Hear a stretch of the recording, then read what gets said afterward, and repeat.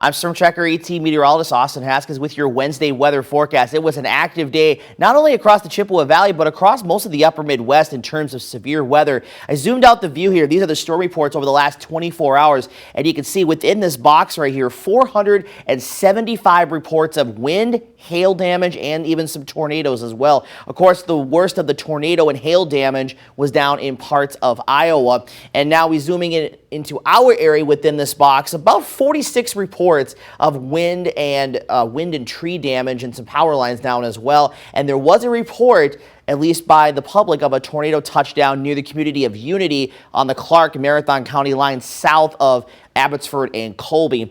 And crews with the National Weather Service in La Crosse are going to be surveying some suspect areas the next few days of possible tornado touchdowns. One of them located near the storm report just west of Neillsville, and then a couple of reports across parts of Buffalo and Trempealeau counties. And there may be other spots that the crews with the Weather Service out of the Twin Cities will check as well. So once we find out more on those surveys, once those are concluded, we will bring you those updates if it's any straight line wind damage or if we had some tornadoes that touched down. I would suspect there may be at least one or two that may have touched down. Again, we'll find out in the coming days.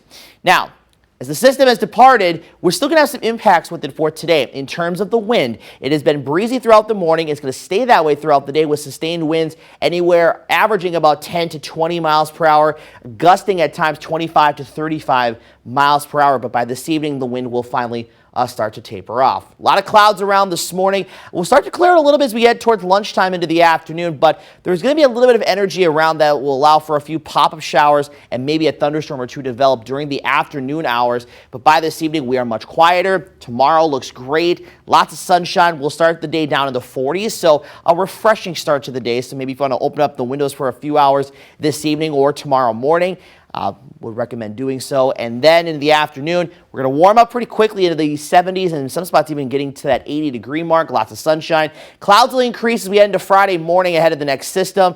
And there will be a chance for scattered showers and thunderstorms throughout the day Friday. It's not going to rain the entire day, but we will be tracking as that will pass through the area. There may be a couple waves into the afternoon and evening hours, and then we'll quiet things down again Friday night. Not expecting a lot of rain with that system. Up a couple tenths of an inch looks pretty likely at this point, or at least about a tenth to a quarter of an inch, and that's our highest chance of rain over the next 7 days. And then we're going to have slight chances for both Sunday and Monday. So if you have any plans for Memorial Day weekend, not expecting a washout, but just have a backup plan in place in case there are a couple of rain showers to pass through your area. Highs today generally about 65 to 70, maybe just a couple degrees warmer farther down to the south. You can see Alma, Arcadia, and Black River Falls in the low to mid 70s. We'll be right around 70 in Eau Claire. Lows tonight, mid to upper 40s, low 50s. So a pretty comfortable seasonable night ahead of us. Tomorrow, we'll warm it up into the mid to upper 70s and lower 80s. That's a few degrees above our average of about 72, 73, our average this time of the year. By Friday, though, we'll step back down into the upper 60s, low to mid 70s with that chance for scattered showers and storms. And then we'll stay right around 70 through the rest of the extended forecast, which would actually be a touch below our average. And again, just a little bit of rain possible Sunday and Monday.